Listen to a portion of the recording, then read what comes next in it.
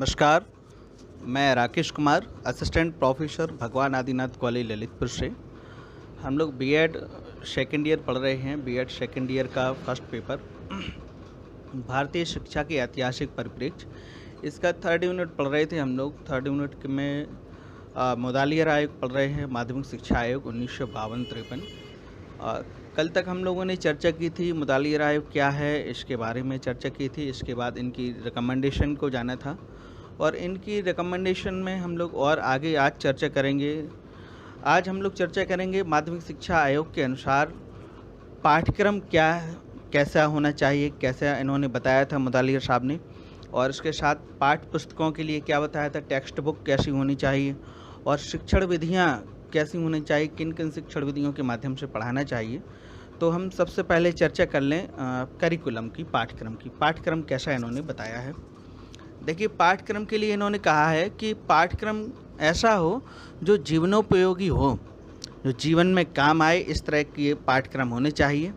दूसरा, इसमें कहा गया कि पाठ्यक्रम द्वारा एक ऐसा पाठ्यक्रम हमें तैयार करना चाहिए जिसके द्वारा बालक एक सम्मानित रोजगार प्राप्त कर सके और आगे अपना सफल जीवन जी सके। अगला पाठ्यक्रम के लिए इसमें बताया गया कि पाठ्यक्रम इस प्रकार का बनाना चाहिए कि उसका जो है अवकाश के समय छात्र उसका उपयोग कर सकें, उससे लाभ ले सकें, और पाठ्यक्रम जो है लचीला होना चाहिए, इस तरह का उन्होंने बताया है। इसके बाद अब हम चर्चा कर लें पाठ्यक्रम में विषय किस तरह के होने चाहिए। तो विषय उन्होंने कहा है कि विषय दो प्रकार के होने चाहिए। सबसे पहले उन्होंने कहा है कि एक तो इसमें कंपलसरी विषय होने चाहिए, अनिवार्य विषय, और दूसरे उसमें होने चाहिए ऐच्छिक विषय। ठीक, जो ऐच्छिक विषय स्टूडेंट अपनी सामर्थ्य के अनुसार ऐच्छिक विषय उन विषयों को चुन सके।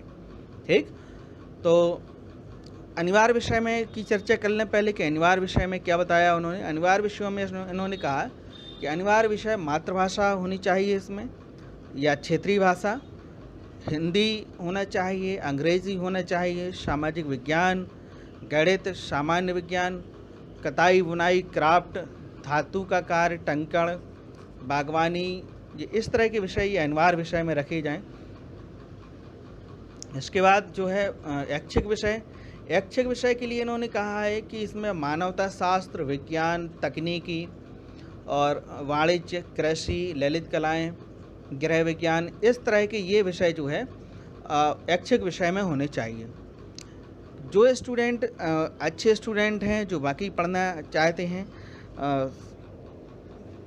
से मतलब जो मेहनती स्टूडेंट हैं, वो साइंस के ऐच्छिक विषय इसमें ले सकते हैं, और कॉमर्स, वाणिज्य के लिए कहा है कॉमर्स ले सकते हैं अगर थोड़े से कमज़ोर स्टूडेंट हैं, और बाकी आर्ट ले सकते हैं, और जो बाकी होशियार स्टूडेंट हैं वो इसमें टेक्निकल विषय भी ले सकते हैं। इसमें देखिए उन्होंने कहा है कि तकनीकी विषय भी इसमें पढ़ाए जाएं।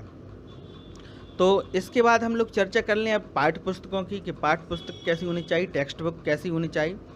तो उन्होंने सबसे पहले कहा कि टेक्स्ट बुक के लिए भारत के सभी प्रदेशों में एक पाठ्य पुस्तक समिति का गठन किया जाना चाहिए।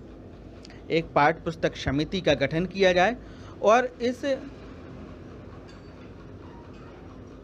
समिति में उन्होंने कहा कि इस समिति में हाई कोर्ट का एक जज हो, एक राज्य न्यायिक अधिकारी हो, एक विश्वविद्यालय का, प्रदेश के किसी भी विश्वविद्यालय का एक उपकुलपति हो, क्षेत्रीय लोक सेवा आयोग का एक सदस्य हो, और एक किसी विद्यालय का प्रधानाचार्य हो, शिक्षा निदेशक हो, और इसमें दो शिक्षाविद इसमें होने चाहिए, एजुकेशन के एक्सपर्ट इसमें 2 लोग कम से कम होने चाहिए।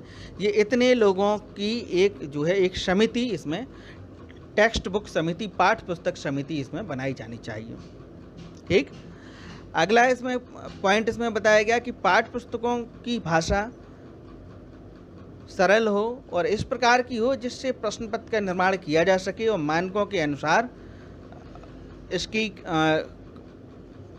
एवेल्यूएशन इसका हो सके, इसका मूल्यांकन इसका हो सके। अगला इसमें बताया कि पाठ्य पुस्तकों के चित्र, नक्शे तथा रेखा चित्र आदि बनाने के लिए एक स्वतंत्र विभाग की स्थापना की जाए और वो इसमें इनकी पाठ्य पुस्तकों में एक अच्छे स्वस्थ स्पष्ट और अच्छे कलरफुल इसमें जो है इनके ये चित्र ग्राफ वगैरह ये बनाएं, जिससे स्टूडेंट इसको अट्रैक्टिव हो, स्टूडेंट इसे पढ़े। अगला इसमें बताया गया कि एक विषय पर एक से कई अधिक बुक्स पाठ्य पुस्तकों का निर्माण करना चाहिए, जिससे शिक्षकों और छात्रों को इसमें से टेक्स्ट बुक चुनने की आज़ादी हो। स्टूडेंट अपने हिसाब से इसमें से बुक्स सेलेक्ट करे, पढ़े इसे। इसके बाद इसमें बताया गया है कि जो इसमें निर्धारित पाठ्य पुस्तकें हैं, उन निर्धारित पाठ्य पुस्तकों का हर समय जो है इनका परिवर्तन ना किया जाए, हर समय इनकी टेक्स्ट बुक ना बदली जाए, इनको थोड़ा लंबे समय तक इन पाठ्य पुस्तकों को रखा जाए, जिनसे जो है अध्यापक और छात्रों इससे जुड़े रहें। अगला इसमें बताया गया है कि पाठ्य पुस्तकों में लोकतांत्रिक मूल्यों का निर्वाह किया जाए और इसमें कोई भी ऐसा कंटेंट ना डाला जाए जिससे किसी भी वर्ग, किसी भी जाति या धर्म वाले व्यक्तियों को किसी भी तरह की उनकी भावनाओं को ठेस पहुंचे। इस तरह से इनके सभी का इसमें ध्यान रखते हुए इनमें कंटेंट डाले जाएं। अगला इसमें बताया गया है शिक्षण विधियाँ कैसी होनी चाहिए। तो शिक्षण विधियों के लिए इसमें बताया गया है कि शिक्षण विधियाँ ऐसी होनी चाहिए कि छात्र जो है अपने अनुभव करके सीखने की क्षमता का विकास कर सके। अगला बताया शिक्षण विधियाँ केवल जो है छात्रों को रटने के लिए प्रेरित ना करें कि छात्र उसमें रट्टू तोता हो जाए, ऐसा ना हो, बल्कि इनके द्वारा शिक्षण जो है भली भांति समझ सकें, इस तरह की शिक्षण विधियाँ होनी चाहिए। अगला इसमें बताया कि शिक्षण विधियाँ इस बात के लिए प्रेरित करें कि वे ज्ञान अर्जित करने को व्यावहारिक ज्ञान में प्रयोग कर सकें। जो थ्योरेटिकल ज्ञान उन्हें पढ़ाया जा रहा है उसको वो व्यावहारिक ज्ञान उनको कर सकें, अप्लाई कर सकें। और शिक्षण विधियाँ इस तरह की बनाई जाएं जो प्रतिभाशाली छात्र हैं, औसत छात्र हैं, कम प्रतिभाशाली मंदबुद्धि के छात्र हैं, इन सब को ध्यान में रखकर ही शिक्षण विधियाँ बनाई जाएं और जो इन सब के लिए समान रूप से उपयोगी हों, ऐसी शिक्षण विधियों का निर्माण किया जाए। अगला बताएगा कि यथासंभव इसमें प्रयोगात्मक विधि का भी प्रयोग करना चाहिए, सिर्फ थ्योरेटिकल क्लास न पढ़ाई जाए, प्रैक्टिकल करके बालकों को सिखाया जाए जिससे वो जल्दी सीख सकें। इसलिए हाई स्कूल में यहाँ से जो है माध्यमिक शिक्षा में प्रैक्टिकल्स स्टार्ट कराए गए।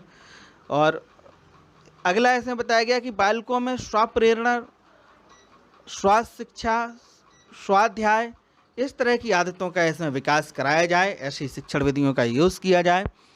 तो ये हम लोगों ने आज चर्चा की। इसकी जो है माध्यमिक शिक्षा के अकॉर्डिंग पाठ्यक्रम और टेक्स्ट बुक, पाठ्य पुस्तक और शिक्षण विधियाँ, इसके आगे हम लोग कल चर्चा करेंगे। आज के लिए इतना ही। नमस्कार, धन्यवाद।